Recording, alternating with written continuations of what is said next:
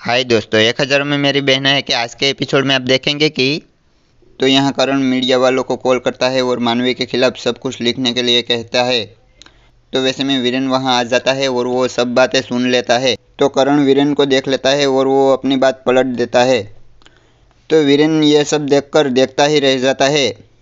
वैसे में सुंदर वहाँ आता है और कहता है कि वीरेन भैया, आपको जीविका भाभी ने बुलाया है और सब घर वाले जाने के लिए तैयार है। तो वीरेन वहाँ से चला जाता है। तो यहाँ मानवी और विराट भी दोनों एक साथ फाइनल राउंड के लिए कार में बैठकर जा रहे होते हैं। तो मानवी अपने मनोमन कहती है कि विराट, मैं जानती हूँ कि पिछले कुछ दिनों से मेरे वजह से तुम्हारा चैन खो गया है, लेकिन मैं तुम्हारे रास्ते में नहीं आना चाहती और मैं दिल से दुआ करती हूँ कि आज तुम्हें तुम्हारी ज़िंदगी की सबसे बड़ी जीत हासिल हो। तो विराट भी अपने मनोमन कहता है कि क्या क्या कहूँ, मैं सपने में भी ऐसा नहीं चाहता था। तुम्हारे साथ कभी इस तरह का वक्त आएगा और मैं कहना चाहूँ पर कह नहीं पाऊँ। तो जीविका यहाँ भगवान के पास आकर कहती है कि भगवान जी, मैं किसी की जीत की दुआ नहीं मांगने आई हूँ। और कहती है कि इस कंपटीशन में चाहे मानवी जीते या विराट, मगर अंत में हार उनके रिश्तों की नहीं होनी चाहिए। तो यहाँ फाइनल कंपटीशन देखने के लिए ऑडियंस के साथ साथ घर वाले भी सभी यहाँ पहुँच गए होते हैं। जीविका कहती है कि भगवान जी, आज कुछ गलत नहीं होने देना और ऐसा कुछ करना कि सब खुश हो जाए। तो वीरेन भी अपने मनोमन सोचने लगता है कि पता नहीं आज स्टेज पर मानवी और विराट समझदारी दिखाएंगे या नादानी। तो यहाँ विराट सोचता है और कहता है कि आज मैं यहाँ क्या करने आया हूँ, जीतने? और क्या ये जीत उनसे बड़ी है जिनकी वजह से मेरी अटकती हुई जिंदगी को एक नई दिशा मिली है? तो यहाँ मानवी सोचती है और कहती है कि जो मेरी ज़िंदगी और मौत के बीच चट्टान की तरह मेरे साथ खड़ा रहा, मैं सोती रही और वो खुद रात रात भर जागता रहा, अपनी फिक्र छोड़कर मेरी फिक्र करता रहा। आज मैं उनके साथ कंपटीशन करने जा रही हूँ, उसे हराने के लिए ये टेस्ट पर आई हूँ। ये मेरी जीत है या मेरी हार? और वो दोनों एक दूसरे से मिलने जाते हैं और दोनों कंपटीशन करने से मना करते हैं। तो यहाँ टेस्ट पर सब लोग मानवी की राह देख रहे होते हैं और वो दोनों टेस्ट पर आते हैं और दोनों साथ में कहते हैं कि हमने डिसाइड किया है कि हम ये कंपटीशन क्विक करना चाहते हैं। तो ये सुनकर सब देखते रह जाते हैं। तो सब लोग उनको समझाते हैं मगर वो किसी की भी बात मानते नहीं है।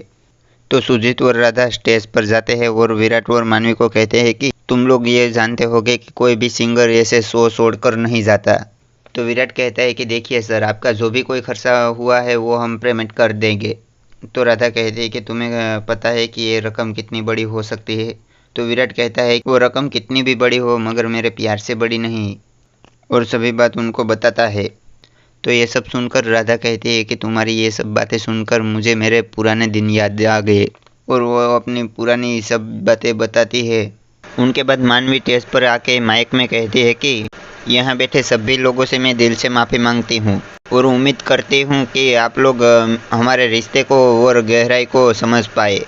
उनके बाद सुजीत विराट मानवी को कहता है कि तुम लोग अपने लिए नहीं पर अपने दर्शकों के लिए तो गाना गा सकते हो ना।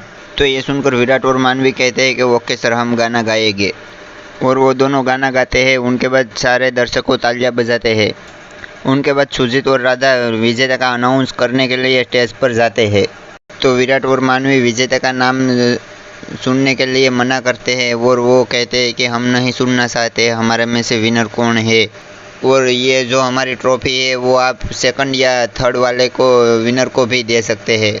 तो यहाँ मीडिया वाले विराट और मानवी को ये ट्रॉफी क्यों न ली, उनकी वजह से सब प्रश्न पूछते हैं। उनके बाद विराट और मानवी अपने घर वालों से मिलते हैं और घर वाले उनकी बहुत प्रशंसा करते हैं। तो सब बातें कर रहे होते हैं, वैसे में करण वहाँ से चला जाता है।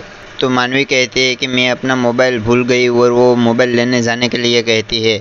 तो वो मोबाइल लेने जा रही होती है, वैसे में रास्ते में वो करण की आवाज़ सुन लेती है। तो करण के मीडिया वालों से बात कर रहा होता है और कहता है कि वो मैं जो तुम्हें कहूँ वो सांप, और उन्हें पता चल जाता है कि ये डिवोर्स की ने सब बातें ये मीडिया वालों ने नहीं परंतु करण ने छापी थी।